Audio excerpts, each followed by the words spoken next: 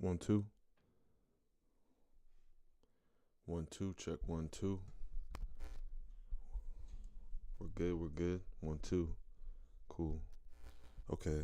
So if you've been with me from the jump, which you haven't, then you know we're about to go into the next part of this Codecademy Python Fundamentals course. I'm just gonna jump right into strings. Let's go. Start module practice. So I have some interviews coming up in a couple weeks, and I'm going back through all of these. Really, this is practice strings. Hold on. I need the first one. Lesson Introduction to Strings. There we go. Just for some reason, Codecademy is laggy. It's like this is the one place you would think has really, I don't know, well-coded websites, but let's go. So my audio's working one more time. 1 2. I'm streaming. Cool. So, introduction to strings. Words and sentences are fundamental to how we communicate, so it follows that we'd want our computers to be able to work with words and sentences as well. In Python, the way we store something like a word, a sentence, or even a whole paragraph is as a string.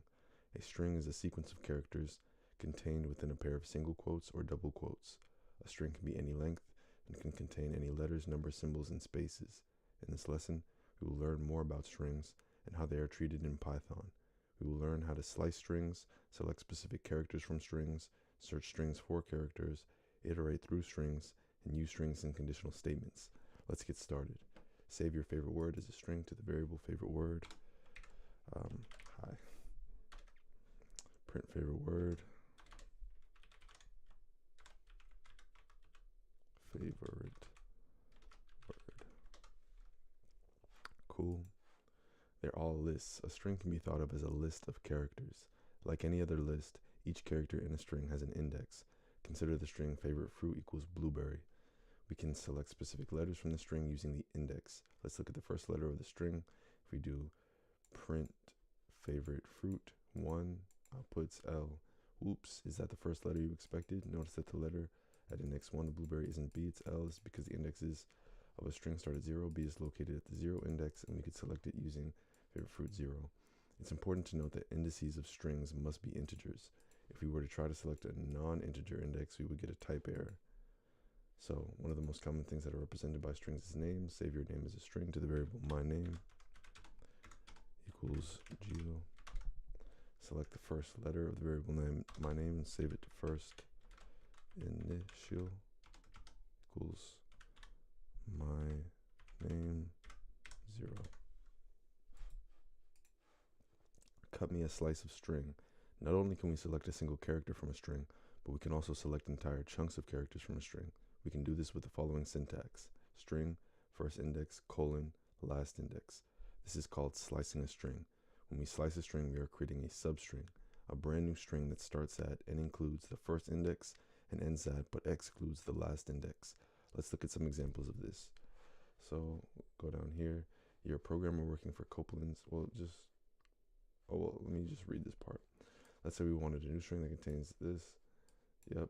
Notice how the character at the first index B is included, but the character at the last index R is excluded. If you look for the indices 4 and 6 in the diagram, this is 4 and this is 6. If you look at them, you can see how the R is outside that range. We can also have open-ended selections. If we remove the first index, the slice starts at the beginning of the string, and if we remove the second index, the slice continues to the end of the string. So we could do favorite fruit, square brackets, colon 4, gets the first 4 elements from the string, and favorite fruit 4 colon gets the everything after the first 4 elements of the string. You're a programmer working for Copeland's corporate company. At this company, each employee's username is generated by taking the first 5 letters of their last name. A new employee, Rodrigo Villanueva, is starting today, and you need to create his account. His first name and last name are stored as strings in script.py. Create a variable new account. Why is it not going?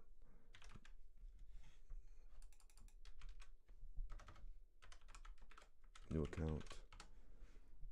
By slicing the first 5 letters of his last name equals last name Temporary passwords for new employees are also generated from their last names. Create a variable called temp password.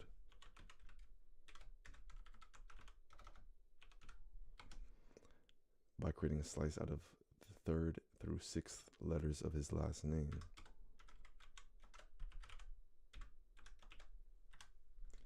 Your string should have a total of 4 characters. Sorry. Temp password, so 3rd through 6th. So, oh yeah, I see. Concatenating strings. We can also concatenate or combine 2 existing strings together into a new string.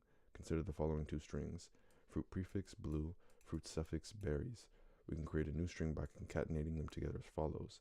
Favorite fruit equals fruit prefix plus fruit suffix, print favorite fruit, blueberries. Notice that there are no spaces added here. We have to manually add in the spaces when concatenating strings if we want to include them. Fruit sentence equals my favorite fruit is plus favorite fruit, and this outputs it without the space. But if we do my favorite fruit is with a space at the end, then it will concatenate this to it with the space included. It's subtle, but notice that in the first example, Copeland's corporate company has realized that their policy of using the first 5 letters of an employee's last name as a username isn't ideal when they have multiple employees with the same last name. Write a function called account generator that takes 2 inputs, first name, last name,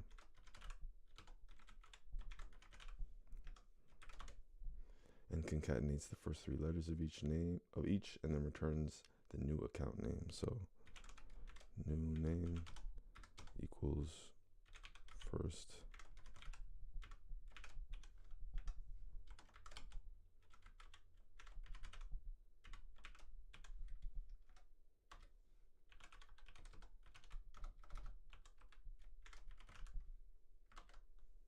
test your function on the first name and last name provided in the script py. So, and save the variable to new account.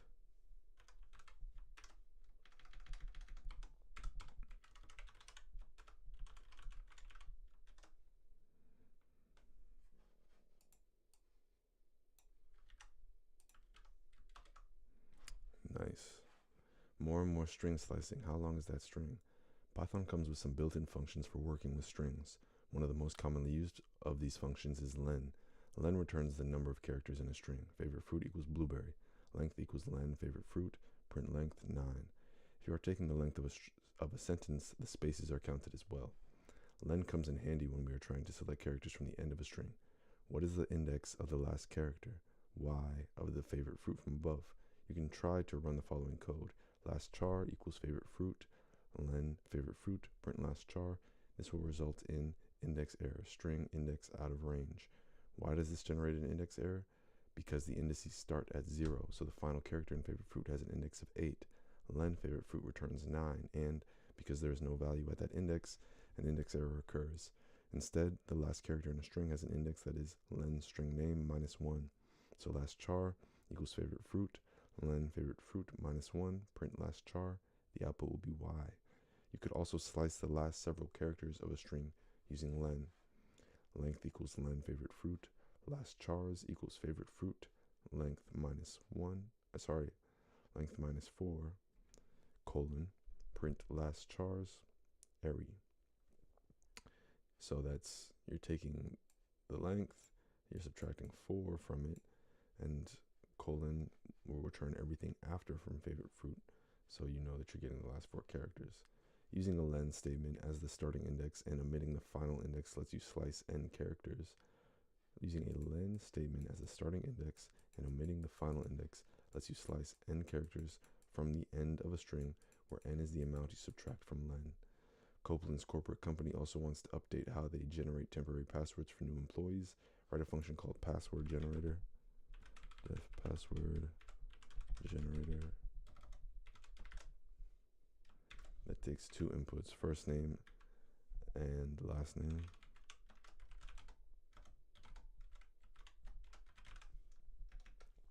And then concatenates the last 3 letters of each and returns them as a string. So string equals, concatenates the last 3 letters. So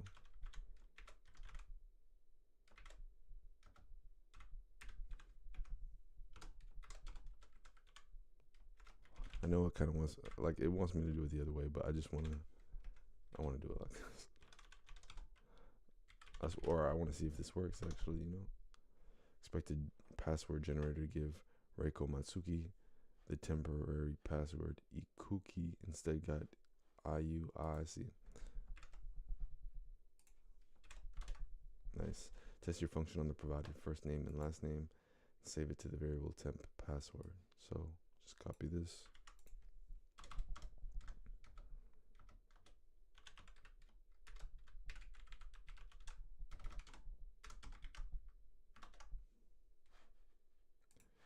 Negative indices. In the previous exercise, we used len to get a slice of characters at the end of a string. There's a much easier way to do this. We can use negative indices. Negative indices count backward from the end of the string. So string name -1 is the last character of the string. String name -2 is the second last character of the string, etc. Here are some examples. You can see. Notice that we were able to slice the last 3 characters of Blueberry by having a starting index of -3 and omitting a final index. Use negative indices to find the second to last character in company motto. Save this to the variable second to last.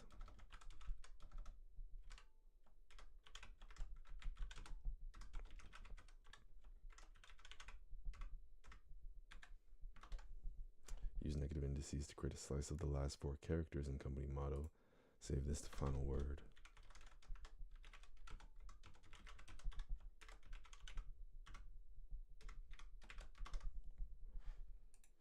Strings are immutable. So far in this lesson, we've been selecting characters from strings, slicing strings, and concatenating strings. Each time we perform one of these operations, we are creating an entirely new string. This is because strings are immutable. This means that we cannot change a string once it is created. We can use it to create other strings, but we cannot change the string itself. This property generally is known as mutability. Data types that are mutable can be changed, and data types like strings that are immutable cannot be changed. The most recent hire at Copeland's corporate company is a fellow named Rob Daly.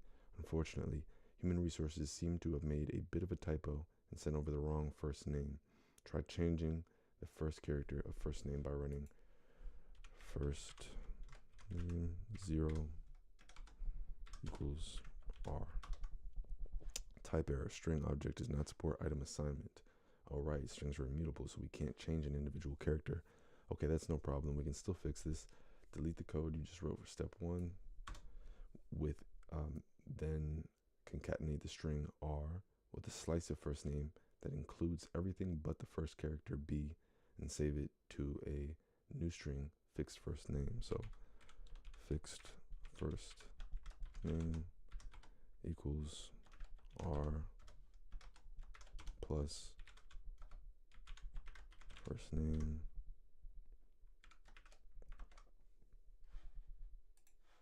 escape characters. Occasionally when working with strings, you'll find that you want to include characters that already have a special meaning in Python. For example, let's say I create the string favorite fruit conversation. He said, comma, blueberries are my favorite. We'll have accidentally ended the string before we wanted to by including the the quotation mark character. The way we can do this is by introducing escape characters. By adding a backslash in front of the special character we want to escape, so backslash double quotes, we can include it in a string. Favorite fruit conversation equals he said, comma, backslash quote, blueberries are my favorite, exclamation mark, backslash quote, and then end quote. Now it works. When Rob Daly, remember him from the last exercise, set up his account, he set up his password to be they call me, quote, crazy, end quote, 91. His password was causing some errors in the system because of the quotation marks. Rewrite his password using escape characters and save it to the variable password. So just add a backslash there and a backslash there. Iterating through strings. Now you know enough about strings that we can start doing the really fun stuff. Because strings are lists, that means we can iterate through a string using for or while loops. This opens up a whole range of possibilities of ways we can manipulate and analyze strings. Let's take a look at an example. So we have a function def print each letter word for a letter in word print letter. This code will iterate through each letter in a given word and will print it to the terminal. Favorite color equals blue, print each letter. Favorite color, we'll see BLUE. Let's try a couple of problems where we need to iterate through a string. Let's replicate a function you are already familiar with, len.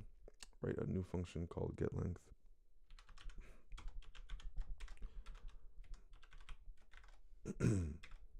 Takes a string as an input, returns the number of characters in that string. Oh. Do this by iterating through the string. Do not use the len function. You're right, because I was about to use the len function. That's just where my mind went. So for letter string, what do we need to do? Count plus equals 1.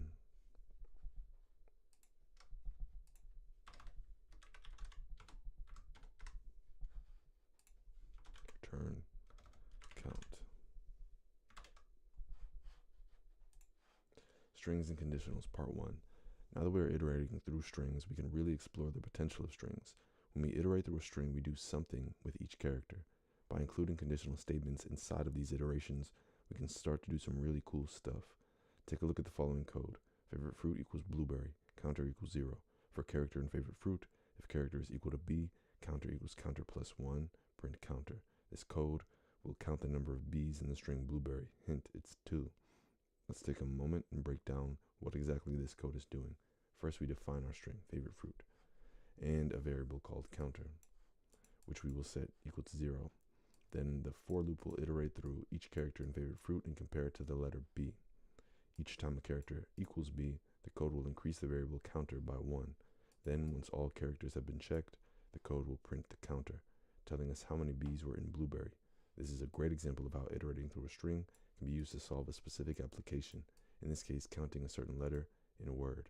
Write a function called letterCheck, so def letterCheck. Takes 2 inputs, words, word, letter. This function should return true if the word contains the letter and false if it does not. So contains letter,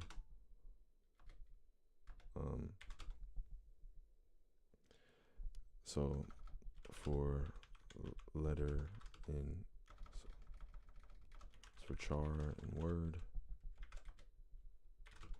if char is equal to letter, return true. Otherwise, we're going to return false. We don't need that.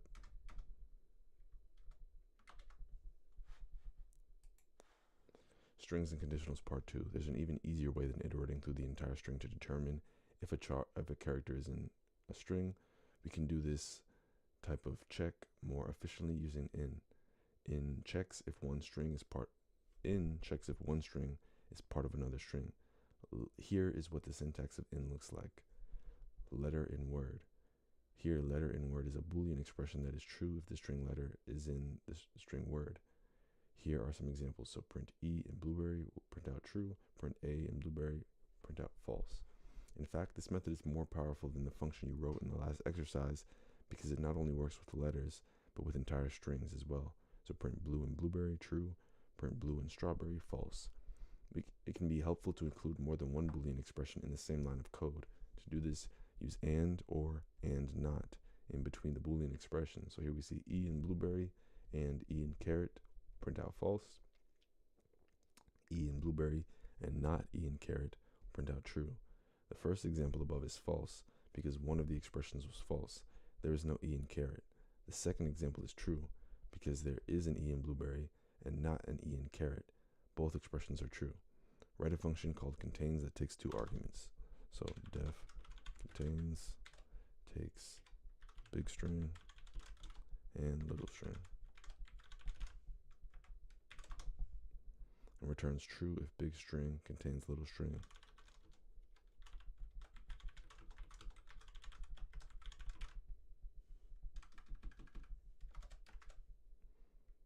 For example, contains watermelon melon should return true, and contains watermelon berry should return false. what I do wrong. So def contains, takes in big string and little string, return, oh, oops, did it backwards.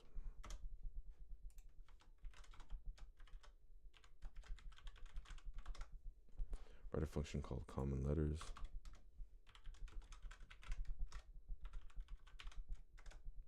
That takes 2 arguments, string 1, string 2, and then returns a list with all of the letters they have in common.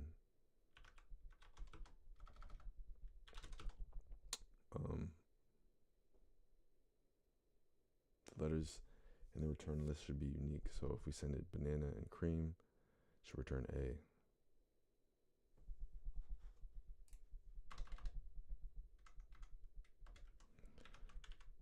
We'll do in common equals an empty list. We'll do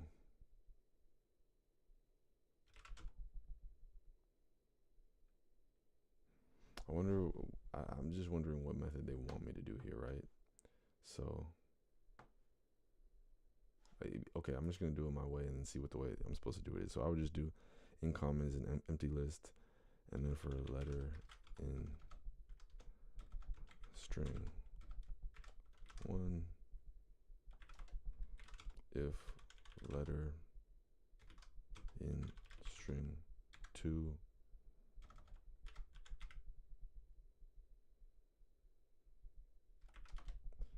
in common dot append letter, and then I would return in common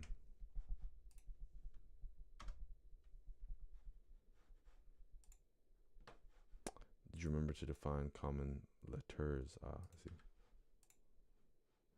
Expected the test common letters Manhattan, San Francisco to return A N, instead got A N. Oh, okay. For letter, if letter in string 1, string 2, and not letter in common dot append.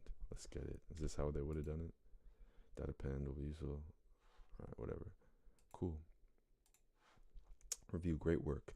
Hope you are now starting to see the potential of strings and how they can be used to solve a huge variety of problems. In this lesson, you learned a string is a list of characters. A character can be selected from a string using its index, string name, index. These indices start at 0. A slice can be selected from a string. These can be between 2 indices or can be open-ended, selecting all of the string from a point. Strings can be concatenated to make larger strings. Len can be used to determine the number of characters in a string. Strings can be iterated through using for loops. Iterating through strings opens up a huge potential for applications, especially when combined with conditional statements. Let's put your new skills to the test. Copeland's corporate company has finalized what they want their username and temporary password creation to be, and have enlisted your help once again to build a function to generate them. In this exercise, you will create 2 functions: username generator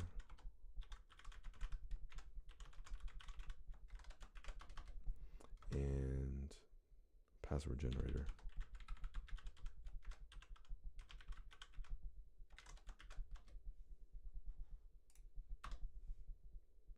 Let's start with username generator. Create a function called username generator. Take 2 inputs, first name and last name.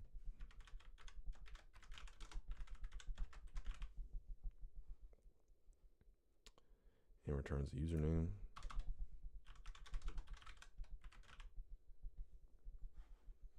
So create a function called username generator. Take 2 inputs, first name and last name, and returns username. Username should be a slice of the first 3 letters of their first name and the first 4 letters of their last name. So username equals first name, be slice of the first 3 letters plus and the first 4 letters of their last name. If their first name is less than 3 letters or their last name is less than 4 letters, it should use their entire names. So, for example, if the employee's name is Abe Simpson, the function should generate the username Abe Abe Simp. Well, I'll try that. Unexpected, yeah. Oh wait, that's because of this.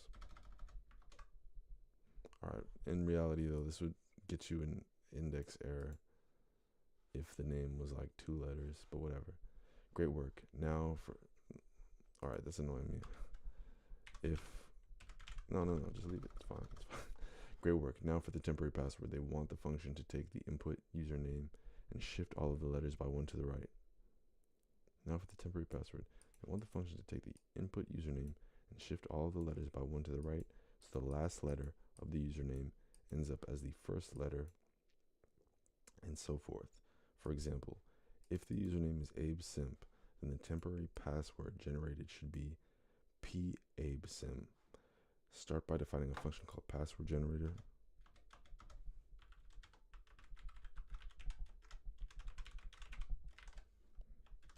That takes one parameter username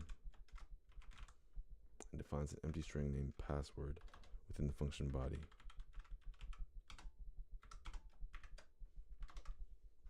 Inside password generator, create a for loop that iterates through the indices of username. So for I in username,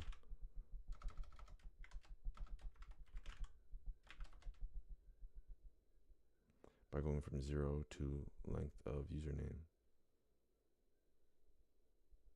You want me to, so I think that's fine though. The loop should create the password by shifting all the characters of username 1 to the right. So for I in username,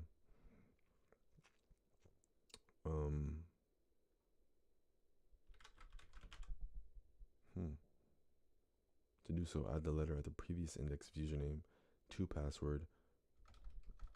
Okay, so password dot append. Oh no. I don't. Can you use dot append? Password plus equals previous index of username.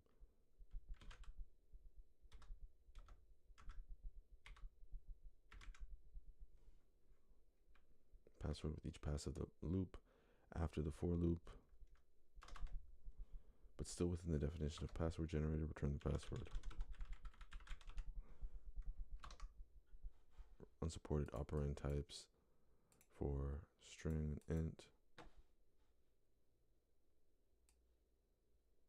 First of all, do that. Still won't work. And I in username is getting us a letter. So for I length of username,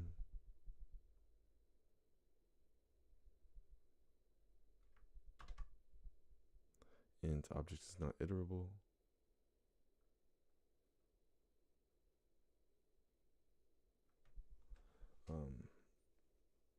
For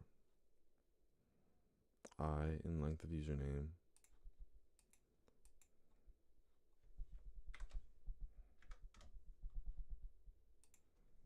-1, password plus equals username on -1, return password.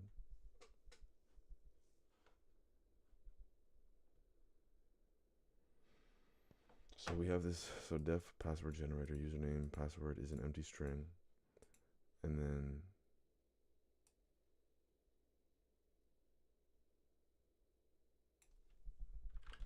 while I is less than, maybe this isn't the most efficient way to do it, but whatever. I equals 0, while I is less than length of username -1, password plus equals username -1, I plus equals 1, return password. Expected the username Abe Simp to generate the password Abe Sim, but instead got pAbeSi. Oh, I guess we don't need this. Cool. So let me just make sense of it. So we're defining password generator username. Password is an empty string. I equals 0, while I is less than length of username. password plus equals username, I minus 1, and I plus equals 1. So we add that, and then we return password. Cool. What code would select the letter P from the string good fruit equals raspberry 0, 1, 2, 3, good fruit 3? Which of the following expressions is false? A is in banana, S is not in watermelon. What character will be selected from the string cool fruit equals watermelon using the code cool fruit? Length of cool fruit minus 2. So we'd get 1, 2, we get O.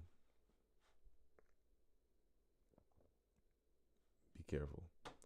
So length of cool fruit is 1, 2, 3, 4, 5, 6, 7, 8, 9, 10. If we do length of cool fruit, we get 10 minus 2. Cool fruit index 8 will give us 0, 1, 2, 3, 4, 5, 6, 7, 8. Okay, just making sure. Consider the following function. What would it print to the terminal? Def, tell me about ice cream.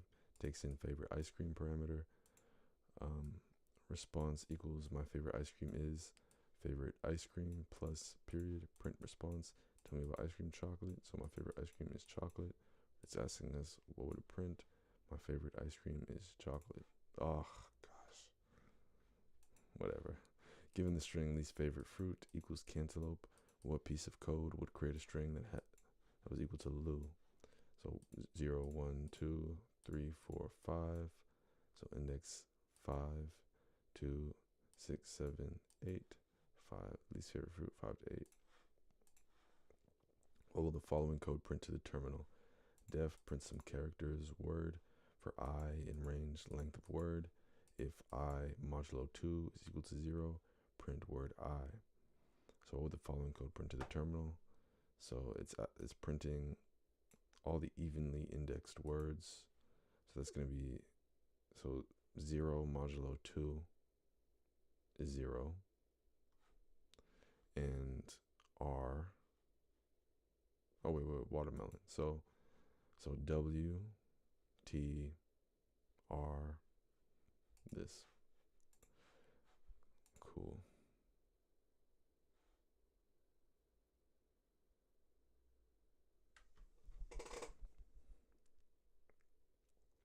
Learn string methods. Do you have a gigantic string that you need to parse for information? Do you need to sanitize the user's input to work in a function? Do you need to be able to generate outputs with variable values? All of these things can be accomplished with string methods. Python comes with built-in string methods that give you the power to perform complicated tasks on strings very quickly and efficiently. These string methods allow you to change the case of a string, split a string into many smaller strings, join many small strings together into a larger string, and allow you to neatly combine changing variables with string outputs. In the previous lesson, you worked with len, which was a function that determined the number of characters in a string. This, while similar, was not a string method. String methods all have the same syntax: string name dot string method parentheses arguments. Unlike len, which is called with the string as its argument, a string method is called at the end of a string, and each one has its own method-specific arguments. Instructions. The diagram shows all of the string methods you can expect to learn in this lesson. Take a quick look at them, and then let's get started. So we have upper turns hello world into all uppercase, lower turns hello world into all lowercase, title turns hello world into the first letter of each is uppercase, split splits on a space into a list of words, join will, so if you take an empty space, just a space, and do dot join and pass it a list of 2 strings, it will join them with a space in the middle. Hello world dot replace H and J will replace any uppercase H's and any uppercase, will replace any uppercase H's with an uppercase J. So hello world becomes jello world, and spaces hello world spaces dot strip will strip all of the blank spaces from the beginning and the end. And if we have 2 curly braces, so curly braces space curly braces dot format, and it's passed in hello world, it takes these things and passes them in to these curly braces. Cool. Formatting methods. There are 3 string methods that can change the casing of a string. These are dot lower, dot upper, and dot title. Dot lower returns the string with all lowercase characters. Dot upper returns the string with all uppercase characters. Dot title returns the string in title case, which means the first letter of each word is capitalized. Here's an example of dot lower in action. Favorite song equals smooth with crazy casing. Favorite song lowercase equals favorite song dot lower. Print favorite song lowercase. Smooth all lowercase. Every character was changed to lowercase. It's important to remember that string methods can only create new strings. They do not change the original string. If you print favorite song, it's still the crazy smooth. See, it's still the same. These string methods are great for sanitizing user input and standardizing the formatting of your strings. You're a programmer working for an organization that is trying to digitize and store poetry called Preserve the Verse. You've been given two strings, the title of a poem and its author, and have been asked to reformat them slightly to fit the conventions of the organization's database. Make poem title have title case and save it to poem title fixed. So poem title fixed equals poem title dot title. You need to pass it anything? No. Print poem title and print poem title fixed.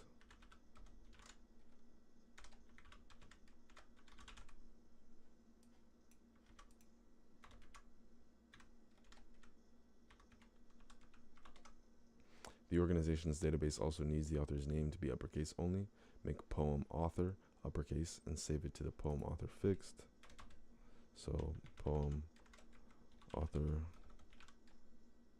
fixed equals poem author dot upper. Print poem author and poem author fixed.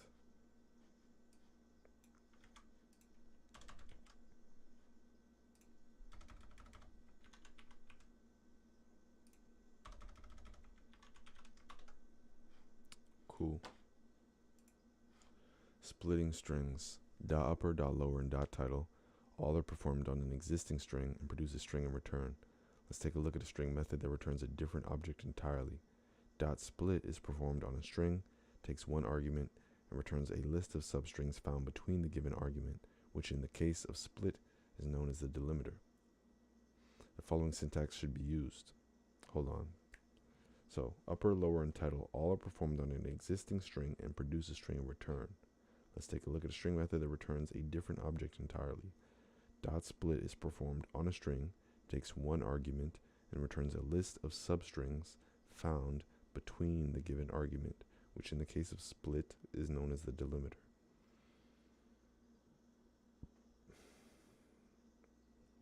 The following syntax should be used. String name dot split delimiter. If you do not provide an argument for dot split, it will default to splitting its spaces. For example, consider the following strings. Man, it's a hot one equals like 7 inches from the midday sun. Print man, it's a hot one dot split, and will return a list like 7 inches from the midday sun because it split them on the spaces as default. Dot split returned a list with each word in the string. Important to note, if we run dot split on a string with no spaces, we will get a single element array containing the same string. In the code editor is a string of the first line of the poem Spring Storm by William Carlos Williams. Use dot split to create a list called line 1 words that contains each word in this line of poetry.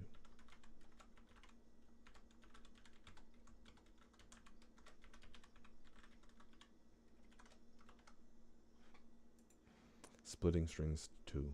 If we provide an argument for dot split, we can dictate the character we want our string to be split on. This argument should be provided as a string itself. Consider the following example.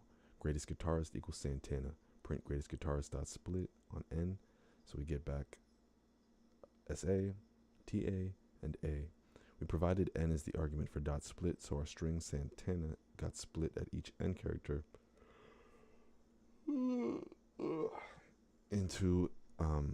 got split at each n character into a list of 3 strings. What do you think happens if we split the same string at A? We get back S and T and N and just an empty string. Notice that there is an unexpected extra empty string in the list. When you split a string on a character that it also ends with, you'll end up with an empty string at the end of the list. You can use any string as the argument for .split, making it a versatile and powerful tool. Your boss at the poetry organization sent over a bunch of author names that he wants you to prepare for importing into the database. Unknowingly, he sent them over as a long string with the names separated by commas. Using .split in the provided string, create a list called author names, containing each individual author name as its own string. So author names equals authors dot split comma. Great work, but now it turns out they didn't want the poet's first names.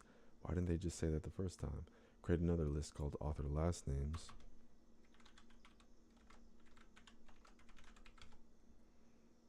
That contains the last names of the poets. That only contains the last names of the poets in the provided string. Create another list called author last names. So author last names that only contains the last names of the poets in the provided string. So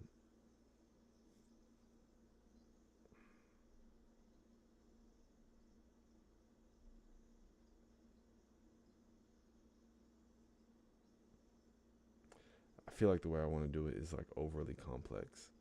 You could take the author names.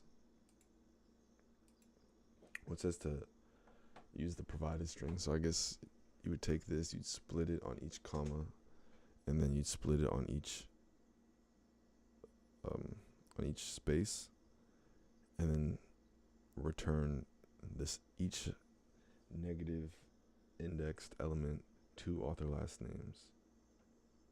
I'll try that, and maybe I'll figure out that that was stupid, but we'll try it. So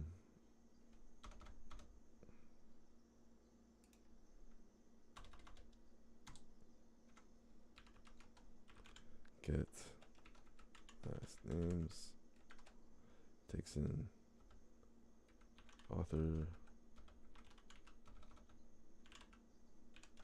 names. So right now author names is a list of each of the author names. Do I want to take in author names?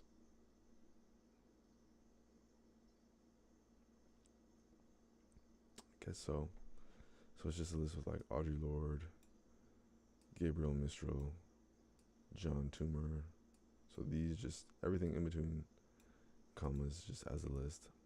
So if we pass it that list and we do for name in author names, so we're grabbing each element of the list and we're saying name.split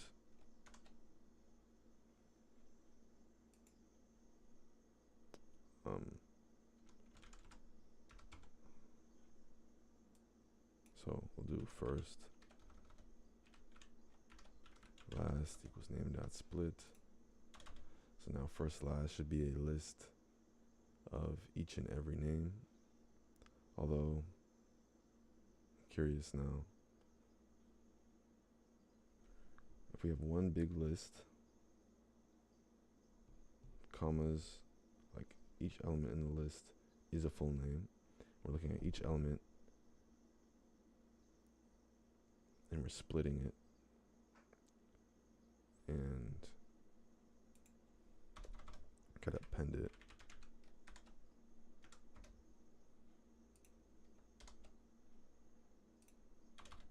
So first, last is an empty list. We append it with these. So we're gonna get a bunch of smaller lists. Cannot be the smartest way to do it, but whatever. So first last dot append that. So now first last is gonna be a list with a bunch of sublists, and each sublist is gonna have the first name and the last name. So for word, we'll do for set in first last. Also declare author last names up here.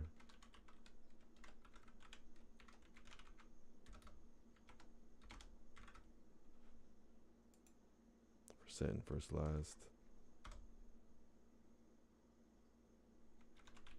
author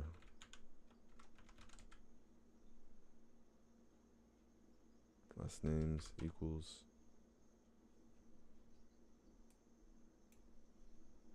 I will do for group and first last, author last names equals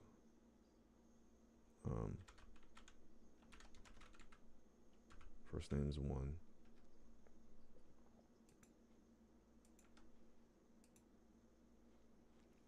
and then we would return author last names. So let's think about the data flow before it tells us that we're wrong. So we have this function def get last names, which takes in author names. Author names is a split of this, so Audre Lorde will be the first index, Gabriel Mistral will be at the second index, John Toomer will be at the third index, and so on. So we're taking that list in here. We declare first last as an empty list, we declare author names as an empty list. So now for name, so for each of these, it takes in Audre Lorde, and it would say first dot last append name dot split. So now it's splitting this and appending it to first last. So first last, by the time it goes through all of here, would look something like Audre Lorde,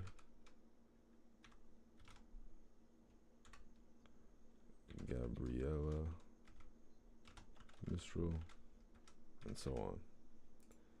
Now, we'll comment that. That's what first last would look like. Now, for group in first last, so for each of these, author last names dot append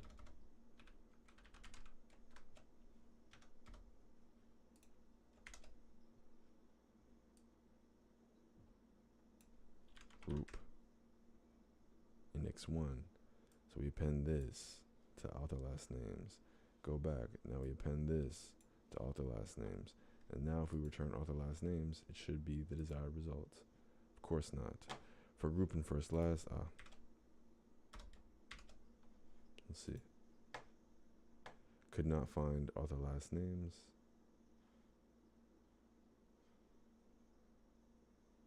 Oh, we didn't initiate it.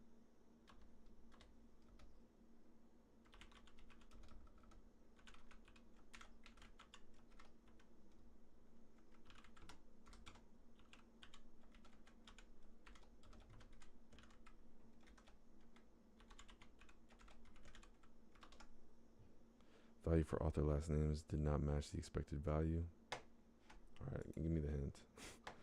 There are several ways to do this, but one way is to iterate through the list you created in part 1 and use dot split, negative indexing, and dot append to construct a new list.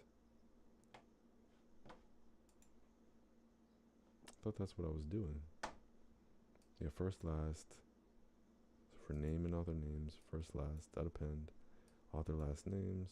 For group and first last, author last names, and returning author last names. Author last names equals get last names with author names. What is the issue here? So let's solve it ourselves. Split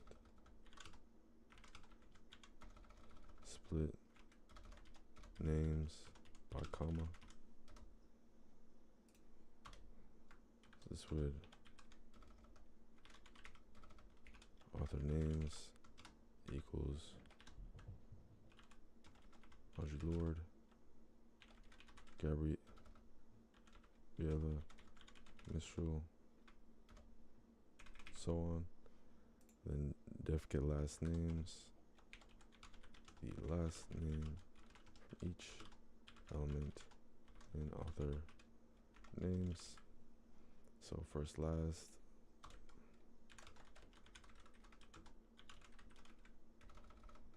initialize empty lists, we'll call them holder lists. Oops, not that. And then iterate through elements in author names So for name and author names, first last dot append name split. So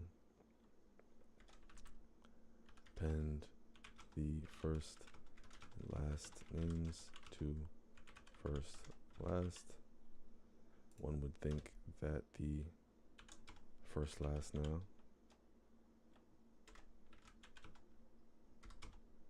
would look something like, I think this is the issue.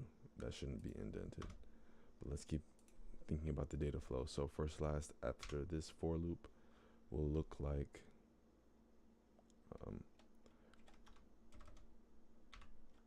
Audrey Lorde,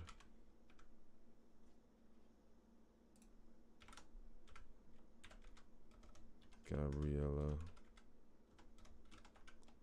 Mistral, so on. And then once this is all done, we've set up a full list for first last, and then for group in first last, even though I don't think we need to do that, but for now it's fine for group in first last. So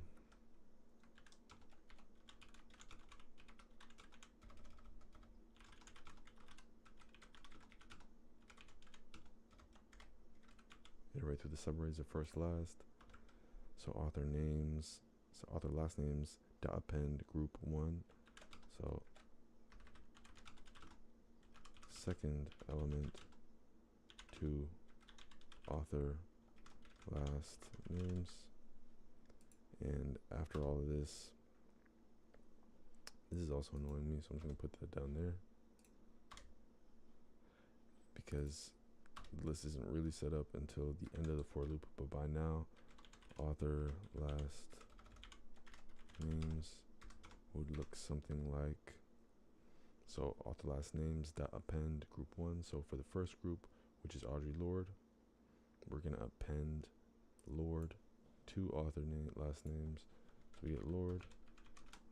And then for group 2, we append Mistral to author last names, so we get Mistral, and so on.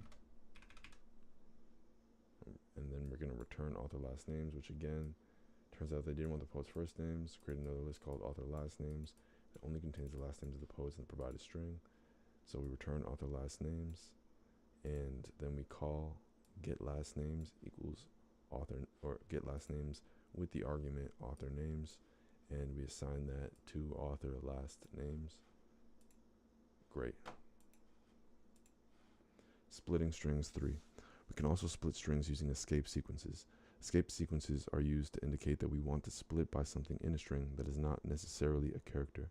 The two escape sequences we will cover here are new line and horizontal tab.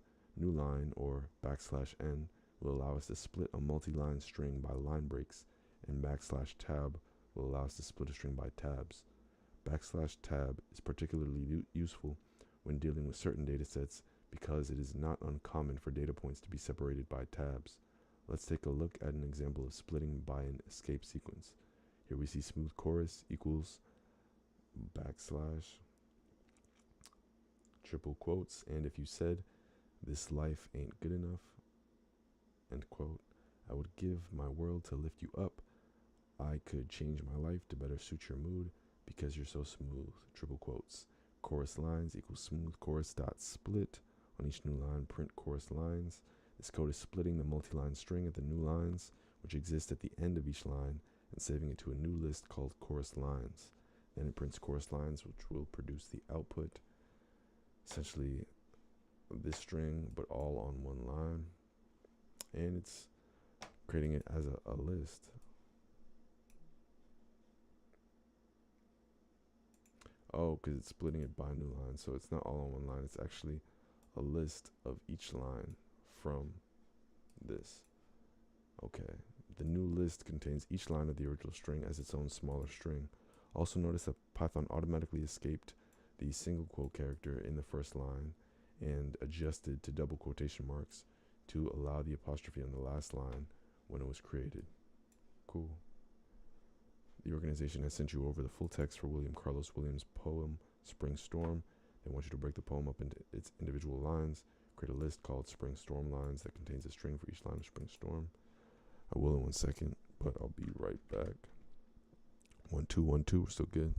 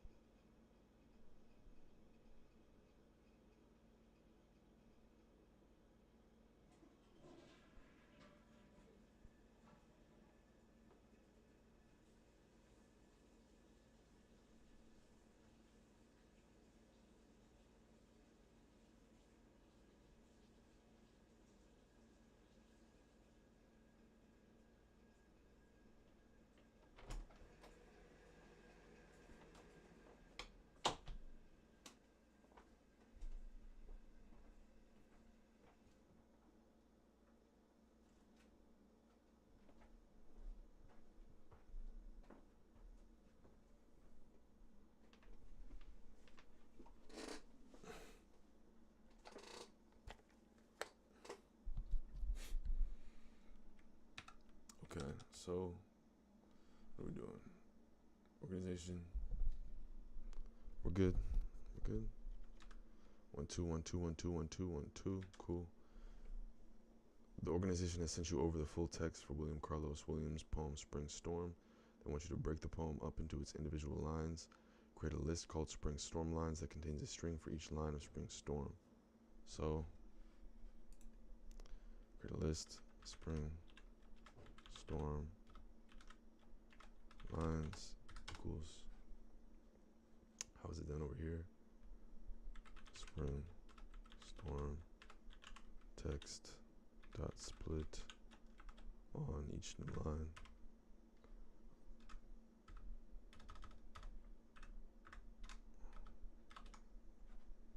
Cool. Joining strings. Now that you've learned to break strings apart using dot split, let's learn to put them back together using dot join. Dot join is essentially the opposite of dot split. It joins a list of strings together with a given delimiter. The syntax of dot join is delimiter, dot join, list you want to join. Now this may seem a little weird because with dot split the argument was the delimiter, but now the argument is the list. This is because join is still a string method, which means it has to act on a string. The string dot join acts on is the delimiter you want to join with. Therefore the list you want to join has to be the argument. This can be a bit confusing, so let's take a look at an example. My muñequita equals my Spanish Harlem Mona Lisa. Print space dot join my muñequita, and we'll get my Spanish Harlem Mona Lisa. All is one string with spaces in between each word. We take the list of strings my muñequita and we joined it together with our delimiter, an empty space, which is a space. The space is important if you are trying to build a sentence from words, otherwise we would have ended up with everything all is one word without spaces. You've been provided with a list of words from the first line of Jean Toomer's poem Reapers. Use dot join to combine these words into a sentence and save that sentence as the string Reapers line 1.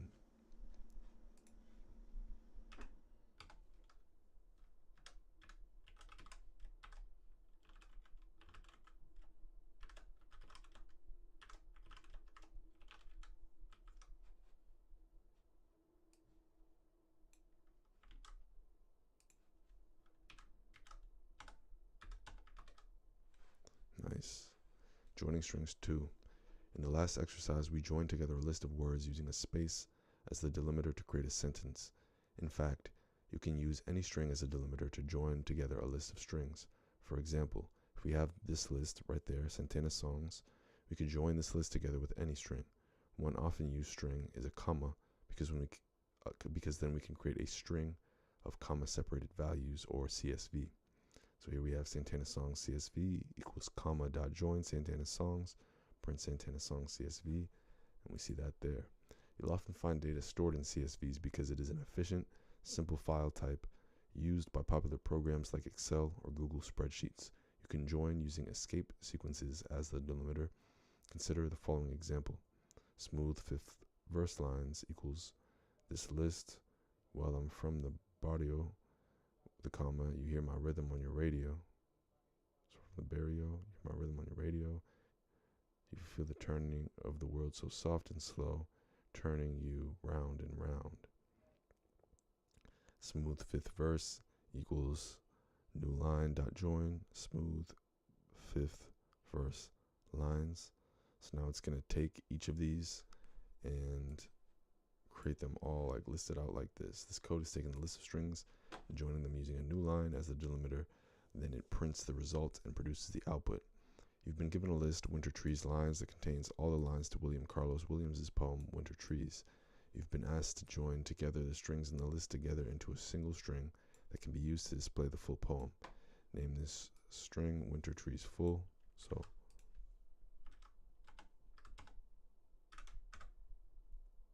new line dot join Winter Trees lines. Print your result to the terminal. Make sure that each line appears on a new line in your string. Cool. Strip. When working with strings that come from real data, you will often find that the strings aren't super clean. You'll find lots of extra white space, unnecessary line breaks, and rogue tabs. Python provides a great method for cleaning strings, .strip. Stripping a string removes all white space characters from the beginning and end. Consider the following example. Featuring equals this Rob Thomas, but with an enormous amount of white space before and after. And again, stripping a string removes all white space characters from the beginning and end. And we end up here with, by doing print featuring .strip, we end up with just Rob Thomas, and it still has a space in the middle. All the white space on either side of the string has been stripped, but the white space in the middle has been preserved. You can also use .strip with a character argument, which will strip that character from either end of the string. So if we do featuring equals exclamation mark, exclamation mark, exclamation mark, Rob Thomas, with a bunch of spaces and a bunch of exclamation marks at the end, and we do print featuring .strip exclamation mark, we get back Rob Thomas with the bunch of space at the end, but no more exclamation marks. By including the argument exclamation mark, we are able to strip all of the exclamation characters from either side of the string. Notice that now that we've included an argument, we are no longer stripping white space, we are only stripping the argument. They sent over another list containing all the lines to the Audre Lorde poem Love Maybe. They want you to join together all of the lines into a single string that can be used to display the poem again. But this time, you've noticed that the list contains a ton of unnecessary white space that doesn't appear in the actual poem. First, use .strip on each line in the list to remove the unnecessary white space and save it as a new list, Love Maybe Lines Stripped. So, Love Maybe Lines Stripped equals Love Maybe Lines dot strip. What are we doing again? To remove the unnecessary white space. So let's take this and remove the unnecessary white space. Is cool. What did I do wrong? List object has no attribute strip.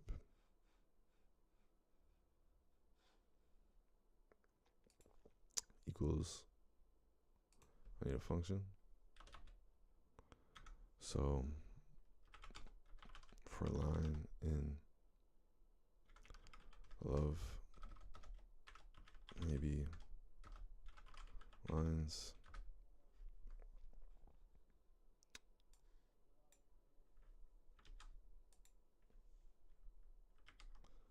Love Maybe Lines dot strip. You have to assign it to something.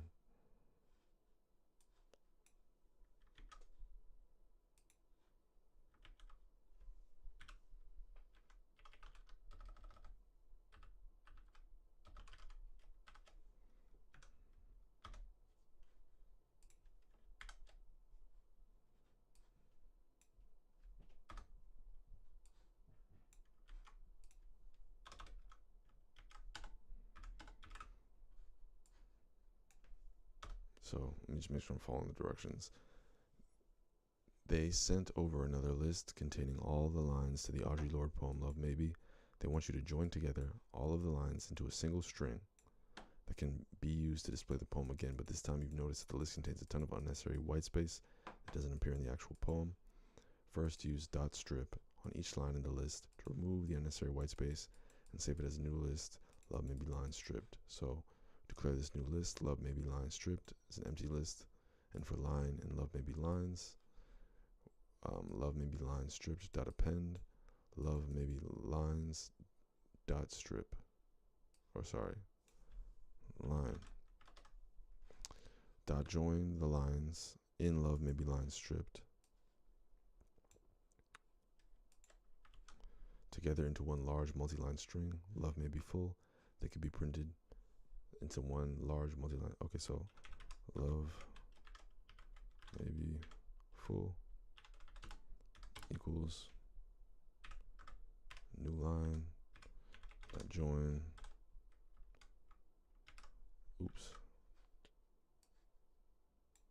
copy, print Love Maybe full.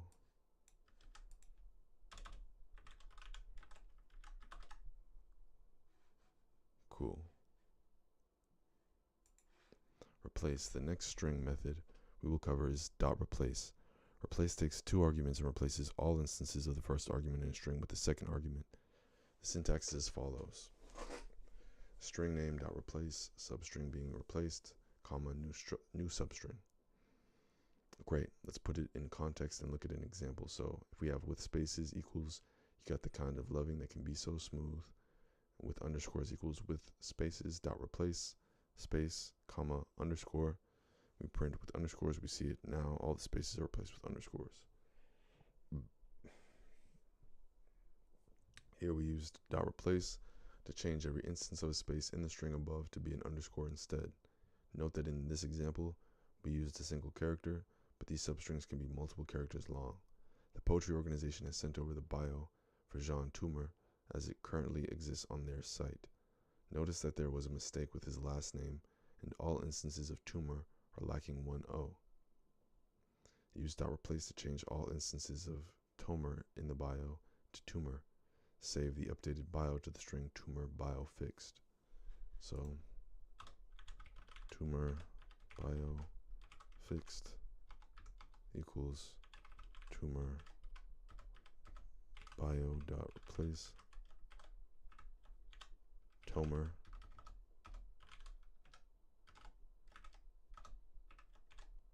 Toomer dot find. Another interesting string method is dot find. Dot find takes a string as an argument and searching the string it was run on takes a string as an argument and searching the string it was run on for that string. I think it's supposed to say searches. Dot find takes a string as an argument and searches the string it was run on for that string. It then returns the first index value where that string is located. So here we see print smooth.find t will print 4 because t is at the fourth index. We searched the string smooth for the string t and found that it was at the fourth index spot, so dot find returned 4. You can also search for larger strings, and dot find will return the index value of the first character of that string. So here we see print smooth.find 00, and it prints 2 because 00 starts at index 2. Notice here that 2 is the index of the first O. In the code editor is the first line of Gabriela Mistral's poem God Wills It. At what index place does the word disown appear? Save that index place to the variable disown placement.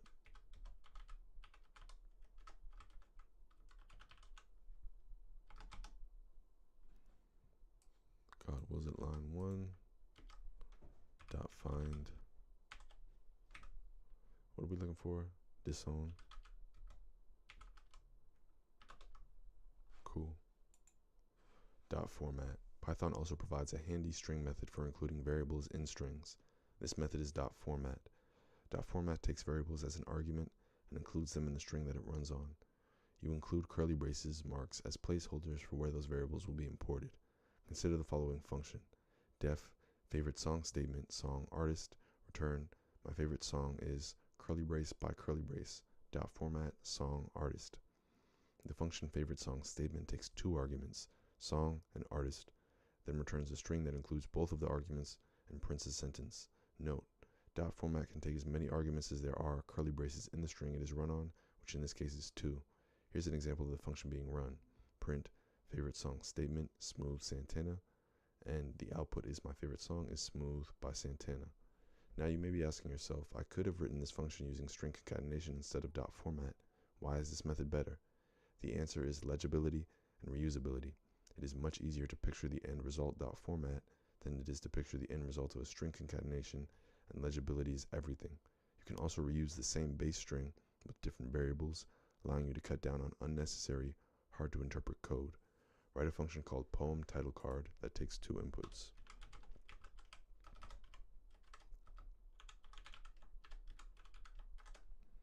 The first input should be title, and the second poet. The function should use dot format to return the following string. So the poem title is written by poet. So the poem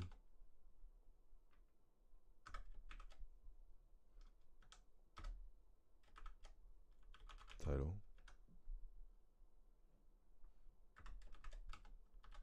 is written by poet, not port, poet. That's the string. For example, if the function is given poem title card, I Hear America Singing, Walt Whitman.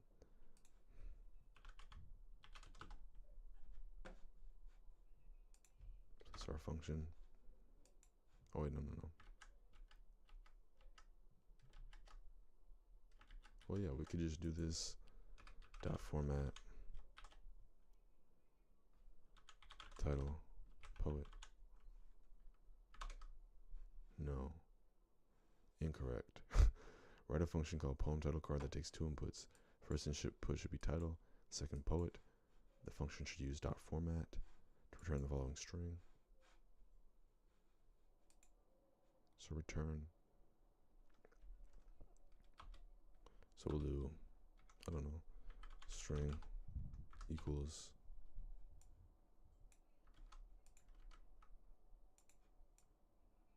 and return a string. Still doesn't work. I don't know what this means. Let's see. Okay, yeah, so we had it right. So I guess, see, I'm thinking we can put a placeholder in the curly braces, because I've done that before in a separate context, but I guess not. So expected poem title card, I Hear America Singing, Walt Whitman, to return the poem I Hear America Singing is written by Walt Whitman, but instead got the poem I Hear America Singing is written by Walt Whitman. Oh, cool.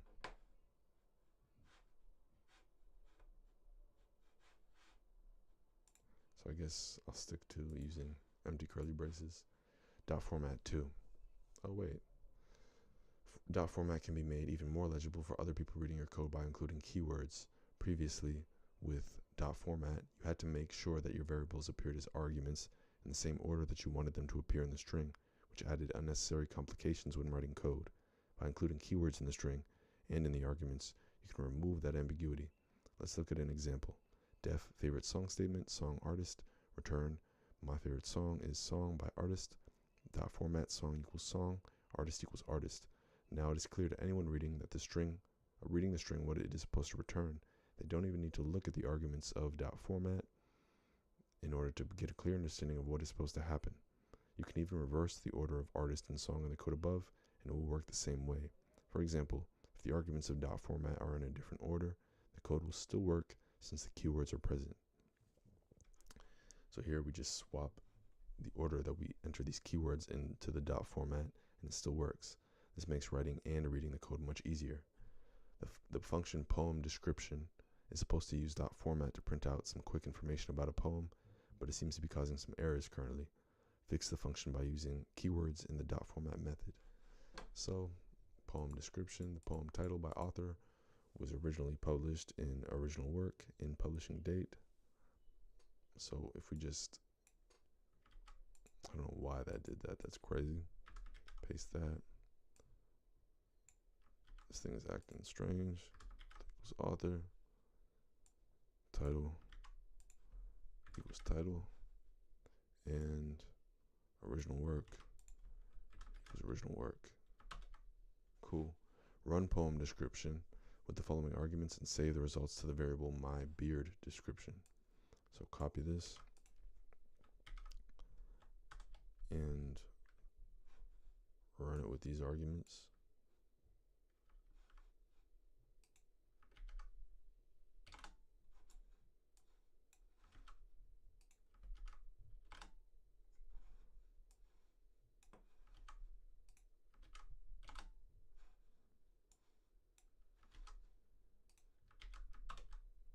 What did I do wrong? Name myBeard description. Oh, myBeard description equals poem description. Nice. Review. Excellent work. This lesson has shown you the vast variety of string methods and their power. Whatever the problem you are trying to solve, if you are working with strings, then string methods are likely going to be part of the solution. Over this lesson, you've learned .upper, .title, and .lower adjust the casing of your string. .split takes a string and creates a list of substrings. .join takes a list of strings and creates a string. .strip cleans off white space or other noise from the beginning and end of a string. .replace replaces all instances of a character / string in a string with another character / string. .find searches a string for a character / string and returns the index value that character / string is found at. .format allows you to interpolate a string with variables. Well, I've been stringing you along for long enough. Let's get some more practice in. Preserve the verse as one final task for you. They have delivered you a string that contains a list of poems, titled Highlighted Poems. They want to highlight on the site, but they need your help to parse the string into something that can display the name, title, and publication date of the highlighted poems on the site. First, start by printing highlighted poems to the terminal and see how it displays.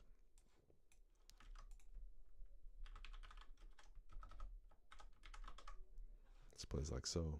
The information for each poem is separated by commas, and within this information is the title of the poem, the author, and the date of publication. Start by splitting highlighted poems at the commas and saving it to highlighted poems list. So, highlighted poems list equals highlighted poems dot split on comma. Print highlighted poems list.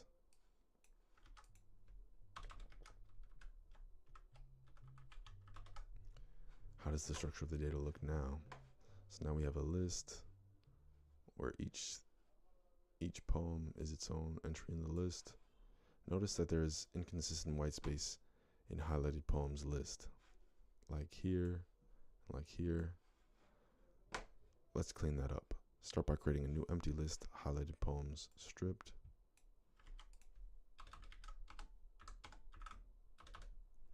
Then iterate through highlighted poems list. So for list in highlighted poems list, we'll do poem. For poem in highlighted poems list, using a for loop, and for each poem, strip away the white space and append it to your new list, highlighted poems stripped. So for poem in highlighted poems list, highlighted poems stripped dot append poem dot strip. Oops. Print highlighted poems stripped.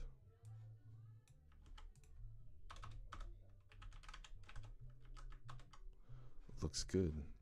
To break up, looks good. All the white spaces cleaned up. Next, we want to break up all the information for each poem into its own list, so we end up with a list of lists. Create a new empty list called highlighted poems details. Sorry. Iterate through highlighted poems stripped and split each string around the colon characters and append the new lists into highlighted poems list details. So for poem in highlighted, I'll paste something, stripped, what we're doing, we're iterating through it and splitting each string around the colon characters and appending it to highlighted poems details. So poems details dot append poem dot split on colon. Great, now we want to separate out all the titles, the poets, and the publication dates into their own lists. Create 3 new empty lists.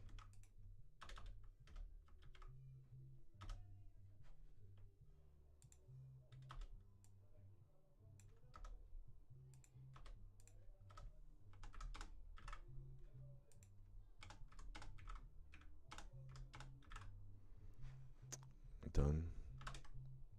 Iterate through highlighted poems details, and for each list in the list, so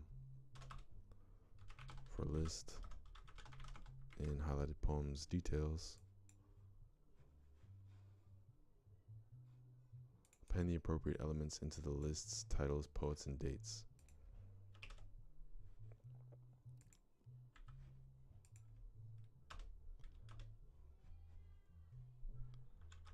Titles dot append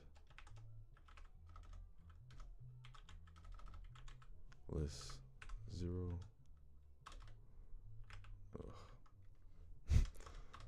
Poets dot append list 1. Dates dot append list 2. For example, the poem The Shadow 1915 by William Carlos Williams. Your code should be adding the shadow to titles, William Carlos Williams to poets, and 1915 to dates. Finally, write a for loop that uses .format to print out the following string for each poem. So for poem in for loop that uses .format to print out the following string for each poem. So for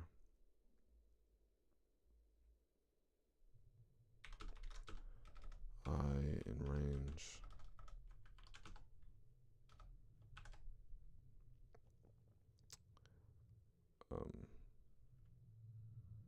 length of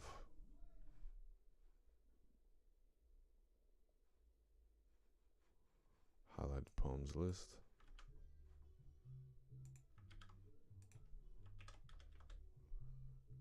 print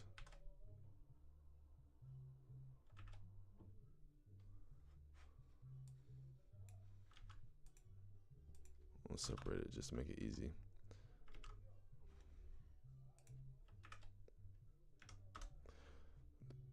Poem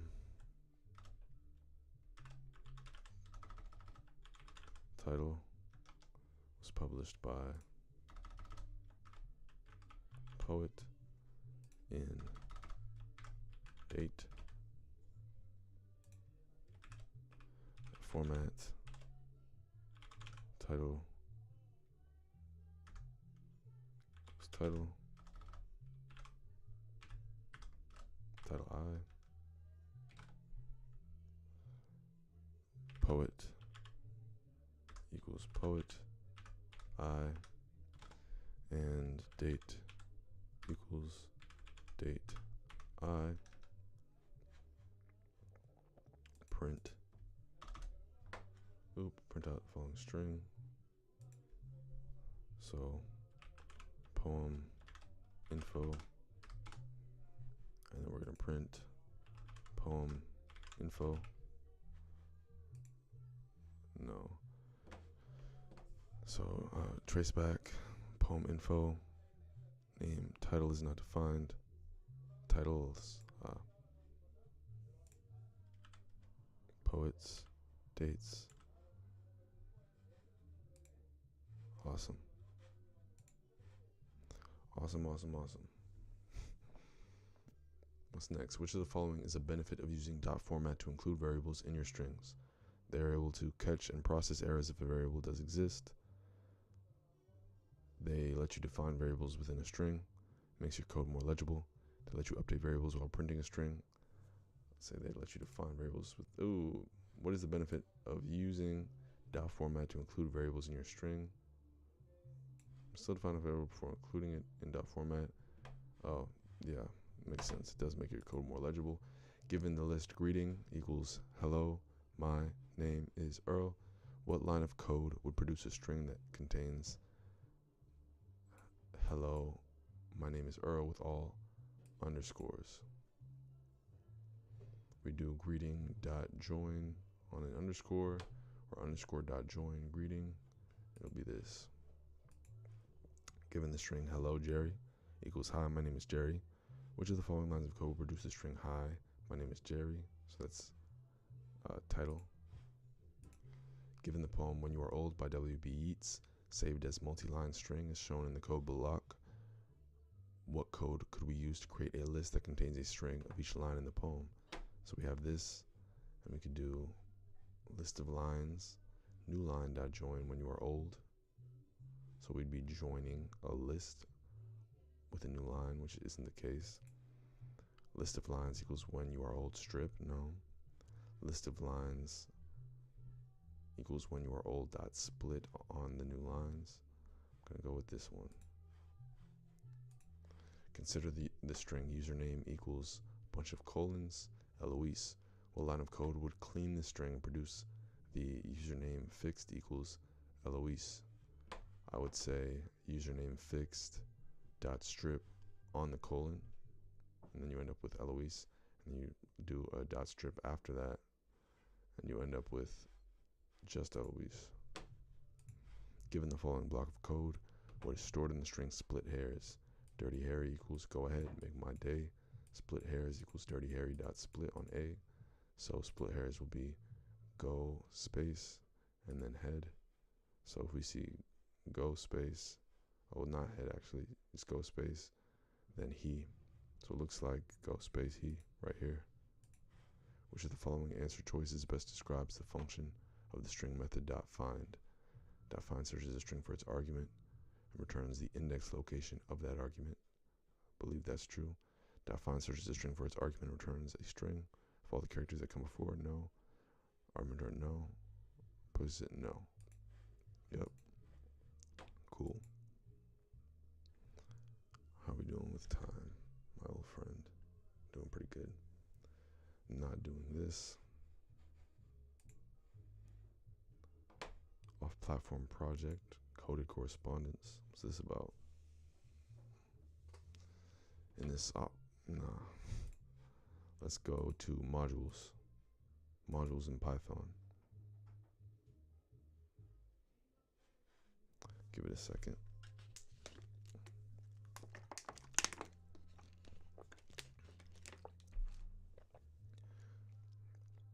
Modules Python introduction. In the world of programming, we care a lot about making code reusable. In most cases, we write code so that it can be reusable for ourselves, but sometimes we share code that's helpful across a broad range of situations. In this lesson, we'll explore how to use tools other people have built in Python that are not included automatically for you when you install Python. Python allows us to package code into files or sets of files called modules. A module is a collection of Python declarations intended broadly to be used as a tool. Modules are also often referred to as libraries or packages. A package is really a directory that holds a collection of modules. Usually, to use a module in a file, the basic syntax you need at the top of that file is from module name import object name. Often, a library will include a lot of code that you don't need that may slow down your program or conflict with existing code. Because of this, it makes sense to only import what you need. One common library that comes as part of the Python standard library is datetime. Datetime helps you work with dates and times in Python. Let's get started by importing and using the datetime module. In this case, you'll notice that datetime is both the name of the library and the name of the object that you are importing. In script.py, import the datetime type from the datetime library. So from datetime import date time. Create a variable current time.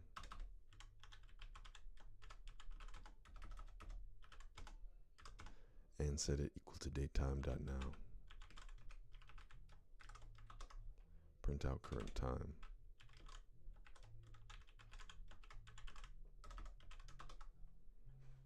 Cool, that is right now. Modules, Python, random. Datetime is just the beginning. There are hundreds of Python modules that you can use. Another one of the most commonly used is random, which allows you to generate numbers or select items at random. With random, we'll be using more than one piece of the module's functionality, so the import syntax will look like import random. We'll work with two common random functions, random.choice, which takes a list as an argument and returns a number from the list, random.randint, which takes two numbers as arguments and generates a random number between the two numbers you passed in. Let's take randomness to a whole new level by picking a random number from a list of randomly generated numbers between 1 and 100. In script.py, import the random module, create a variable random list and set it equal to an empty list.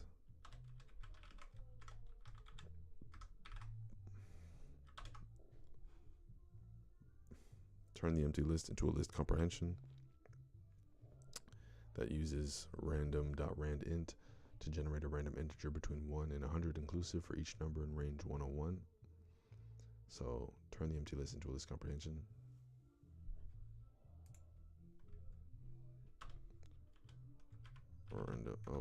Turn it into, we don't need to make something new. Some random list uses random.randint to generate a random integer between 1 and 100 inclusive for each number in range 101.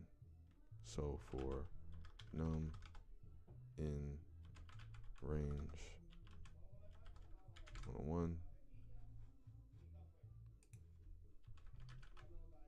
random.randint for num in range 101.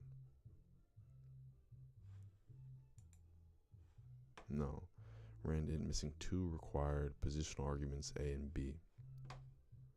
So random list equals random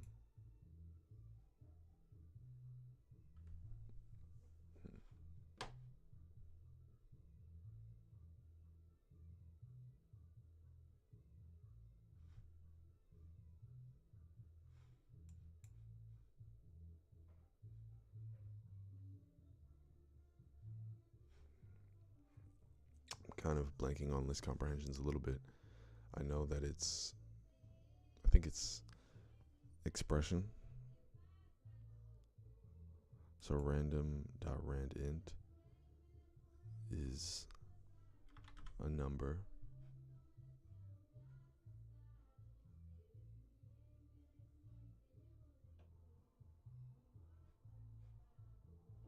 I forget this.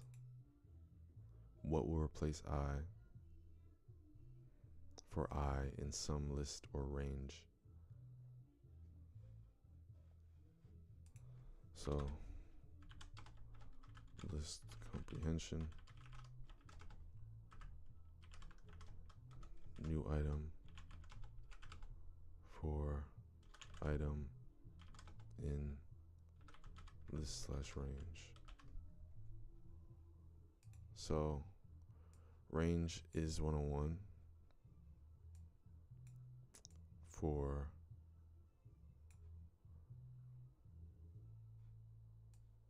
range 101 gives us back a list from 0 to 100. And so for each of those numbers,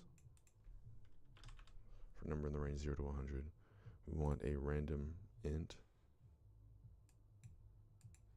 to generate a random integer between 1 and 100 for each number in range.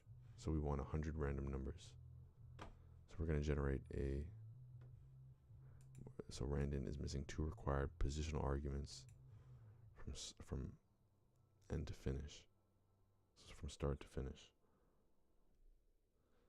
So okay, so 1, 100.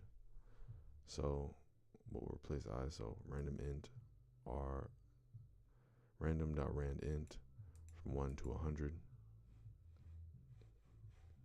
inclusive for number in this range. I think that's right. Cool. And no, random int is inclusive while range is not.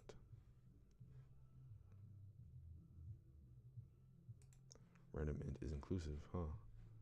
So should I know that, but I just want to, whatever. Create a new variable random number. Randomer number.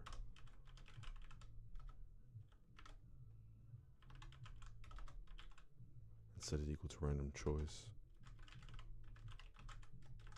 with random list as an argument.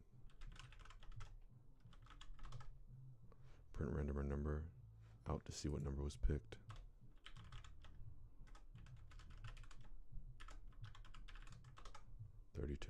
Try it again. 65, 64. Modules, Python namespaces. Notice that when we want to invoke the randint function we call random.randint. This is default behavior where Python offers a namespace for the module. A namespace isolates the functions, classes, and variables defined in the module from the code in the file doing the importing. Your local namespace, meanwhile, is where your code is run. Python defaults to naming the namespace after the module being imported, but sometimes this name could be ambiguous or lengthy. Sometimes the module's name could also conflict with an object you have defined within your local namespace. Fortunately, this name can be altered by aliasing using the as keyword, so import module name as name you pick for the module. Aliasing is most often done if the name of the library is long and typing the full name every time you want to use one of its functions is laborious. You might also occasionally encounter import all. The asterisk is known as a wildcard. So I said import all, but really import asterisk. The asterisk is known as a wildcard and matches anything and everything. This syntax is considered dangerous because it could pollute our local namespace. Pollution occurs when the same name could apply to two possible things. For example, if you happen to have a function floor focused on floor tiles, using from math import all would also import a function floor that rounds down floats. Let's combine your knowledge of the random library with another fun library called matplotlib, which allows you to plot your Python code in 2D. You'll use a new random function, random.sample, that takes a range and a number as its arguments. It will return the specified number of random numbers from that range. Random.sample takes a list and randomly selects k items from it. So new list equals random.sample list k. For example, nums equals 1, 2, 3, 4, 5. Sample nums equals random.sample nums 3. Print sample nums. Let me get back 2, 5, and 1. Below, import Codecademy lib3 seaborn. Import pyplot from the module matplotlib with the alias plt. So from matplotlib port pyplot as plt. Import random below the other import statements. It's best to keep all imports at the top of your file. Create a variable numbers a and set it equal to the range of numbers 1 through 12 inclusive.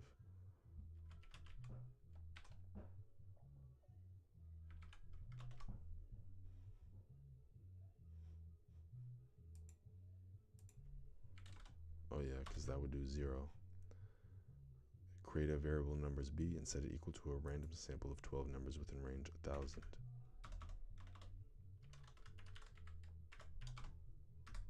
Set it equal to a random sample of numbers, so random.sample of 12 numbers within range 1000. That's 10,000. Range 1000, 12. Feel free to print numbers b to see your random sample of numbers. Now let's plot these number sets against each other using plt. Call plt.plot with your two variables as its arguments, numbers A, numbers B. Now call plot.show and run your code. You should see a graph of random numbers displayed. You've used two Python modules to accomplish this: random and matplotlib. Modules, Python, decimals. Let's say you're writing software that handles monetary transactions. If you used Python's built-in floating point arithmetic to calculate a sum, it would result in a weirdly formatted number. Cost of gum equals 0.10, cost of gum drop equals 0.35, cost of transaction equals cost of gum plus cost of gum drop returns 0.44 with a bunch of 9s and then a 6. Being familiar with rounding errors in floating point arithmetic, you want to use a data type that performs decimal arithmetic more accurately. You could do the following. From decimal, import decimal. Cost of gum equals decimal 0.10. Cost of gum drop equals decimal 0.35. Cost of transaction equals cost of gum plus cost of gum drop returns 0.45 instead of 0.44 with a bunch of 9s and then a 6. Above, we use the decimal module's decimal data type to add 0.10 with 0.35. Since we use the decimal type, the arithmetic acts much more as expected. Usually, modules will provide functions or data types that we can then use to solve a general problem, allowing us more time to focus on the software that we are building to solve a more specific problem. Ready, set, fix some floating point math by using decimals. Run your code to see the weird floating point math that occurs. Weird. In script.py, import decimal from the decimal module. From decimal, port decimal. Use decimal to make 2 decimal points only have 2 decimal points, and 4 decimal points to only have 4 decimal points. So just wrap it in decimal, right? So 2 decimals equals that. Print decimal. Well, technically, it didn't say it wants us to output it like that. It says it wants us to make the variables themselves have only. So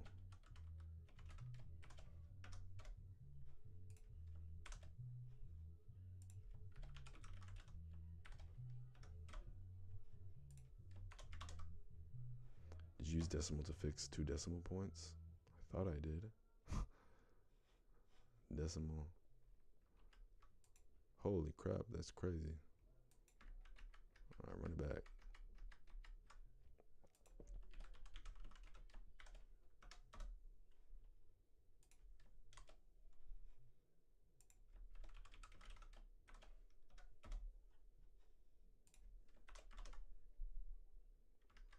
Okay, that's fine. Here's what we'll do.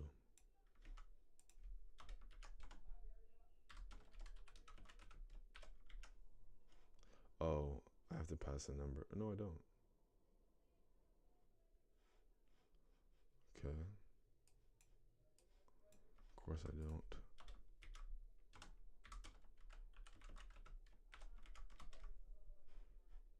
What am I doing wrong?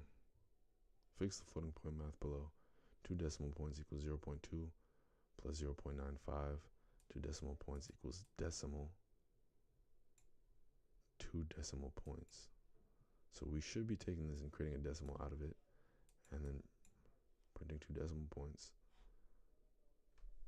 Use decimal to make 2 decimal points, only have 2 decimal points, and 4 decimal points to only have 4 decimal points.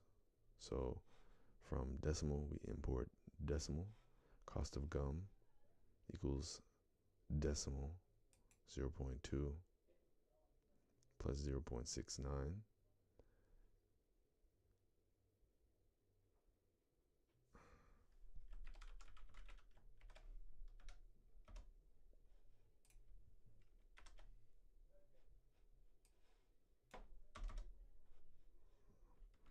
I already did this though. So if we don't do anything, we run it, we get back this. If we wrap them in decimal, Wrap this in decimal.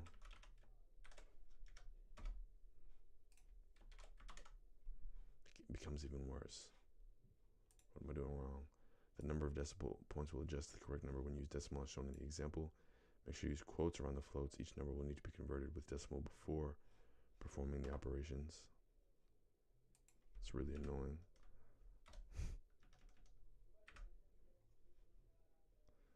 Each number will need to be converted with decimal before performing the operations. Okay.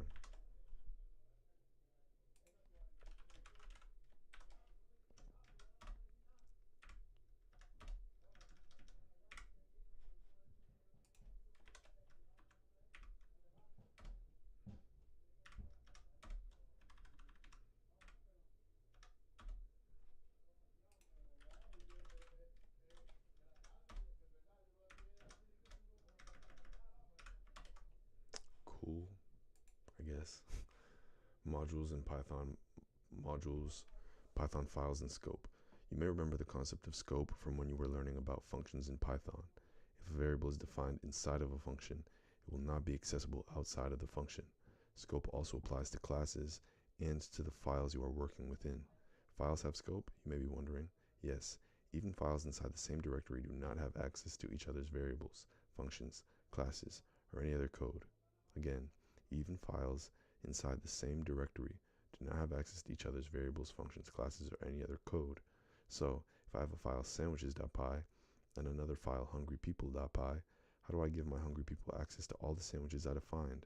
Well, files are actually modules, so you can give a file access to another file's content using that glorious import statement with a single line of from sandwiches, import sandwiches.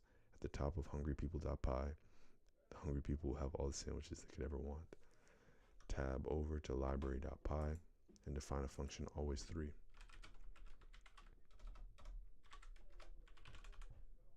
With no parameters that returns 3.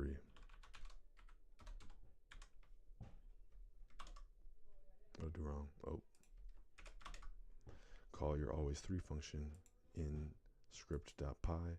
Check out the error message you get in the output terminal and the consequences of file scope. So call your function get always3.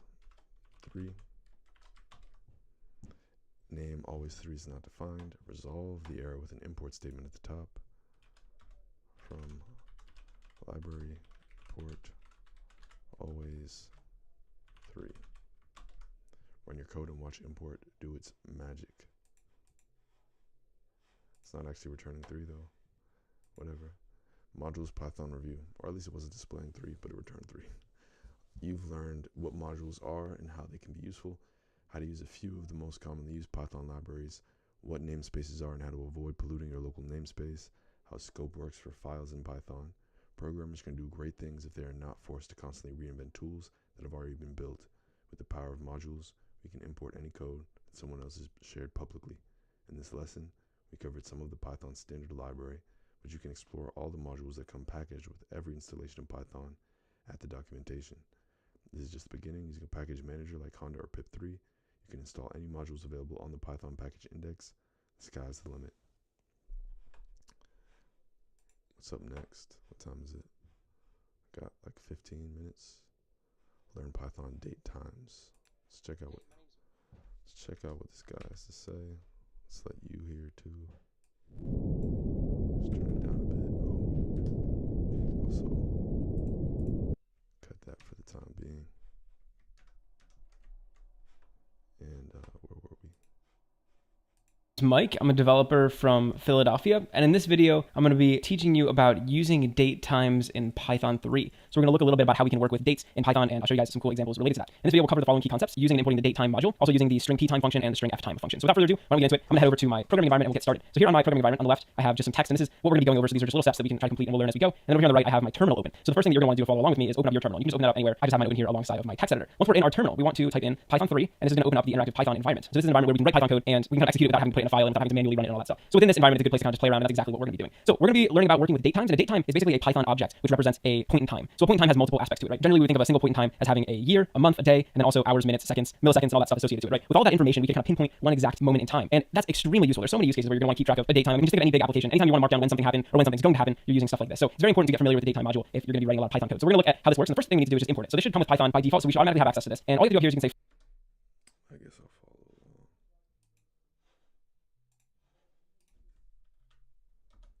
Python 3. from datetime, import datetime. So this is the datetime module which we're going to be importing. So you can just hit enter, and now we should have datetime here available for us to use. So that's the first step here. We looked at how we can import the datetime module. Next, I want to show you guys how we can create a date using year, month, and day as arguments. So in order to create a day, we can actually use the datetime module directly. So for our sake, why don't we store our date in a variable called birthday? So we will represent my birthday inside of a variable. So I was born on February 15th in 1994. So if I wanted to represent that date here in our Python program, I can just say datetime just like that, and then in open and close parentheses. And inside of here, we can pass a number of arguments. Now the first three arguments that we need to pass this are the year, the month, and then also the day. So in this case, I was born in 1994, so I'm going to put 1994 there. And then the month is February, so February is the second month, so I'm going to put a 2, and I was born on the 15th. So birthday now is representing my birthday. So this is actually going to create for us a datetime object, which is going to keep track of the year, the month, and also the day. So these are three arguments that we need to put in here. You can also put some additional arguments to represent the time. So we have the year, month, day. I can also put the hours. So I'm not sure exactly what hour I was born, but let's say I was born at 4 a.m. I could put a 4 right there. And this is going to be a number between 0 and 23, 0 being 12 midnight and 23 being 11 p.m. So if I put a 4 here, that represents 4 a.m. I can also put the minutes, so however many minutes it was. So maybe I was born at 4:25 in the morning, and then finally I can put seconds as well. So maybe it was 12 seconds. You can also put two additional arguments in here, namely the microseconds, and then you can also specify a specific time zone. We're not going to get too much into the time zone stuff. We're just going to keep it simple. But these are the main arguments that you generally pass into datetime. So we need these arguments. We need the year, the month, and we need the day. And then optionally you can pass in the hour, the minute, and then also the second. So when I hit enter here, this datetime object is going to get stored in our birthday variable, and this is going to represent my birthday. So when I hit enter, now we have access to my birthday. So I can say birthday, and I can say like birthday.year, and this is going to give me the year from that. I can say birthday.month, birthday.day, and we can spell that right. You can also do, birthday.hour and all that stuff. So you can access each one of these variables. At the same time, you can also figure out the weekday. So I can say like birthday.weekday, and this is going to tell me what day of the week it was on my birthday. So if I hit enter, you'll see we get a 1 here. So a 1 would represent a Tuesday. And these days of the week are numbered between 0 and 6. So 0 would represent Monday, and 6 would represent Sunday. So if I have a 1 here, that means that that's a Tuesday. So I was born on a Tuesday. So that's basically how we can create a datetime object. Just like this, we use this datetime module, and we pass in a bunch of arguments that we want to use, and then we have that. So now we have this really nice and easy format for keeping track of and using a date. So that's going to do it for this step up here. We create a date using these different arguments. Now I'm going to show you guys how we can create a date using datetime.now. And datetime.now is a special function in the datetime module that's going to allow us to essentially get access to the current date time. So what it is right now. So I can say datetime.now, and this is going to be the date and the time that it is at this exact moment. So if I enter here, you'll see that we get this date time. So if I just keep executing this command, you'll notice that the date and the time keeps updating. So here when I first executed it, it was at 40 seconds, and then 45 seconds, 46 seconds, 48 seconds, etc. So this is continually updating whenever Python is executing this code. And a lot of times in a program, it's really useful to figure out what time it is at this exact moment. So that's just a really easy way of getting access to that information. Another cool thing we can do with these date times is we can subtract them. So I could say like date time. Let's say I wanted the date time, and it was going to be 2018 January 1st. I could say 2018 January 1st, and I could say minus date time. We'll do 2017 January 1st. So this is the difference of a year. Here's January 1st, 2018, January 1st, 2017. I can use the subtraction operator. When I hit enter, you'll notice that we get this time delta, which is a difference in time of 365 days, which is exactly 1 year. And we can use these and combine them with the datetime.now. So for example, I could say datetime.now, and I could say minus datetime 2018 January 1st. This will give me the difference between now and the beginning of the year. So it's been 318 days, 69,145 seconds, and 690,000 microseconds. This is a really good way to figure out the differences between times. And normally these operations are very difficult. So actually doing these datetime operations when you're dealing with 60 minutes in an hour and 24 hours in a day and however many days per month, it can get really difficult to do all these things. And so Python just provides a really easy way of doing all of that. So that's how we can use datetime.now. And I showed you we can also do a little bit of arithmetic with these. This is the only thing that you can do. You can't add or divide or multiply dates. You can really only subtract them, but that is actually really useful. So let's clear this off, and then we're going to look at using the string ptime function. And this is a function that is going to allow us to parse a datetime out of a string. And that's what this p stands for. It stands for parse. So a lot of times when we're writing actual programs, we won't have these very clean, 2018 dates like we have right here. So it's not always going to be as easy as having this information. A lot of times dates are stored in strings, or a user might enter a date. So for example, we might have a date that looks like this. It might be like January 15th, 2018 or something. Python is smart enough to be able to take a string like this and convert it into one of those datetimes. So when we don't have a clean datetime object, we can create one using a string like this. We can do that using the string ptime function. So let's take a look at how that works. We'll create a variable here called parse date, and I'm going to set this equal to datetime.string ptime. And this is a function. So inside of here, I'm going to pass in two arguments. The first argument is going to be the actual string. So I think before we looked at like January 15th, 2018. Let's say that this is the string that I've been given. So that's the first argument that we're going to pass in. The second argument is actually going to be a formatted string. And this is a string that's going to basically tell Python how this date is formatted. So we can tell Python where the month is, where the day is, and where the year is. And we're going to do that using a very special syntax. And in order for me to introduce that, I'm actually going to head over to my web browser. So I'm here on Google, and I'll show you guys exactly how we can pull this up. You just want to type in Python 3 datetime and hit enter, and this should be the first thing that pops up. And this is in the Python docs. Now, anytime you're on the Python docs, you always want to make sure that you have the correct version of Python selected. In our case, it's the latest version of Python 3 because a lot of the Python docs are also available for Python version 2. So always make sure that you're on version 3. And on this website, we're going to come over here to the sidebar, and we're going to click on string ftime and string ptime behavior. So down here in this section, this kind of gives you an introduction into how these two functions work. And right now we're looking at string ptime. But if you come down here, there's a list of these format characters. And these format characters are characters in how string ptime. We're going to Python version 2 and Python 3. Just want to make sure that, and this is in datetime. And hit enter, and this should be the first thing that pops up.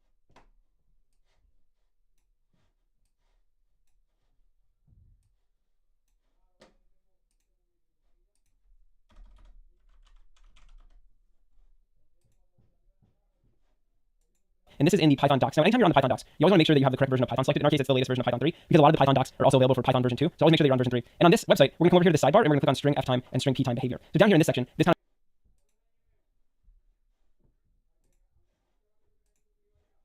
of gives you an introduction to how these two functions work. And right now we're looking at string p time. But if you come down here, there's a list of these format characters. And these format characters are characters that we can use over here in our format string, and we can use them to describe the structure of this string right here. So for example, if I wanted to represent what this is, it's going to be the month, and then a space, the day, and then a comma and a space, and then the year. So I can format that exact thing over here in this string using these special characters. So I'm going to use this percent sign, and then we're going to use one of these letters. And these are going to represent different things. So for example, if you look down here, I can use %b to represent month as a locale's abbreviated name. So %b will stand in for a 3-letter abbreviated month name. So over here, I can put %b just like that. And that's going to tell Python that the first thing in the string is going to be the month. Then I can put a space, and now I want to find the format string that I need to use for the day. So in this case, we can look over here on this helpful chart, and you can see here %d gives us the day of the month. So I can put %d right here, and then I'll put a comma and a space, and I'll put one that represents the year. So if we look over here, we can find a year one, it's %uppercase y is the year with century as a decimal number. So I'll use %uppercase y, and now we've basically told Python what the format of our date string is. So I can pass in any date string that looks like this, and Python's going to know that the first part here is the month, the second part is the day, and the third part is the year. Let's test this out. So I'm going to hit enter. And now we can print out like parse_date.month. And you'll see here that we get 1, which is for January. So Python was able to take this JAN and convert it into a 1, which represents January. And it did that because we told Python using this %b that this was going to be January. We can do the same thing for year. You'll see we get 2018. And I can change this too. So if we come back up here, we can make another one of these. Let's make it in 2011. Why don't we do the 4th? And this is going to be July. So it's July 4th, 2011. And I'm still using the same format string, so Python should be able to handle it again. So we can say parse_date.year, 2011, and parse_date.month, and we get 7. So it looks like that works. This is a really good way to be able to take a string and then convert it into a date with good accuracy. And there's a bunch of these different % characters for formatting things, and it would take me way too long to go through all of them. But the point is that you can kind of play around with these and create different types of string formats and then be able to specify them using them. So I'll leave it up to you guys to kind of play around with all these. And you can read through what each one does. But there's a lot of things in here, not just for date, but also for representing things like time. So that's going to do it for the string p time. And like I said, string p time allows us to take a string, parse through it, and convert it into a date time. Now we're going to take a look at another useful function, which is called string f time. Now string f time is pretty similar to string p time in the sense that we're going to write another one of those formatted strings. But in this case, string f time is going to take a date time, and it's going to allow us to grab specific parts out of it and put them into a string. So why don't we create a variable here called date string? I'm going to set this equal to datetime.string f time. And this f over here stands for format, so it's going to allow us to format a string based off of a date time. So in here, I'm going to put an open close parentheses, and this is going to take 2 arguments. So the first argument is going to be a date time, and it's a date time that we're going to want to format into a string. So in this case, why don't we just put datetime.now, so we'll put right now. And then over here, as a second argument, again, we're going to put another one of those formatted strings. So just like we did with string p time, we're also going to specify the structure, except this is going to work in the opposite way. So instead of creating a date time from a string, it's going to create a string from a date time. So the one that we had before was the 3-digit month, and so in order to get that, we use this %b. So I'm going to do the same thing. We'll say %b, and then we had the day, which was %d, and then we had the %Y, which was for year. So if I hit enter on this, and now I print out date string, so I can just say date string, you'll see that we get this formatted string just like we had before. So string p time allows us to take a string like this and convert it into a date time. String f time allows us to take a date time and convert it into a string like this. So just like before, you can play around with these different format characters. There's a bunch of them over here, and you can create all sorts of cool formats and stuff like that. But the main concept is the same, which is we're describing what we want it to look like. So string p time and string f time are really useful, and you'll be using them a lot if you're working with dates in Python. So that's just a quick introduction to how to use them. Covers most of the main points. Obviously, there's a lot that you can get into. If you come over here on these docs, you'll notice there's just like a ton of stuff and a ton of cool stuff to read and to get into. And if you're really interested in date times, you can start looking at things like naive versus aware date times, which allows you to work with things like time zones and daylight savings and all that good stuff. Python provides a lot of that functionality just straight out of the box. But these are a lot of the basic concepts that we just covered. So I'm gonna leave it up to you guys to investigate a little bit more. So that's gonna do it for me for this video. I just want to say thank you so much for watching. From all of us here at Codecademy, I've been Mike, and happy coding. Thanks, Mike. Turn this back down. Put this back on. And what's next?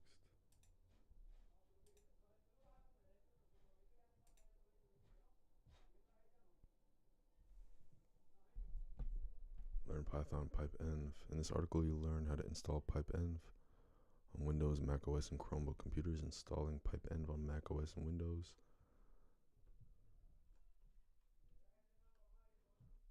I have to watch the video. Let's just read it. So first, let's check that we have pip using the pip3 version command. So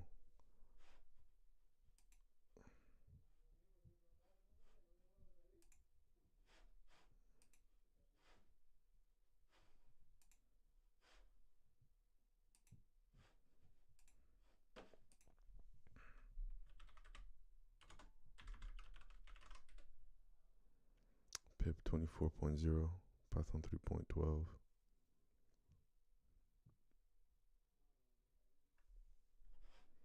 If you instead see, no, we're good. Next, let's install pip.env using the pip3 install user pipenv command.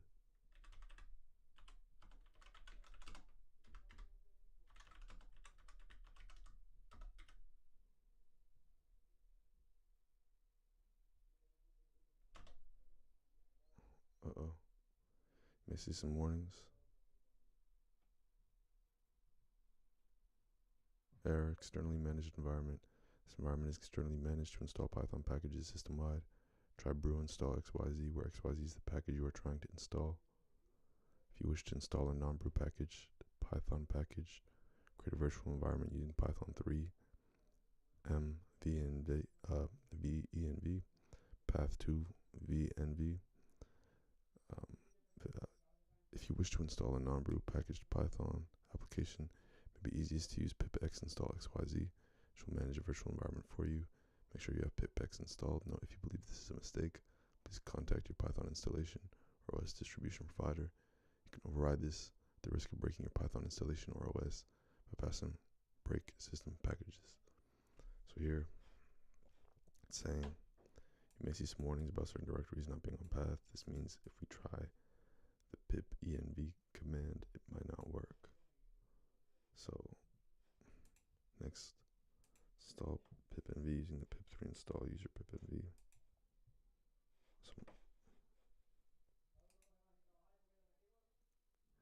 do I have to put my username? I don't think I should have to. I did pip3 install user pipenv.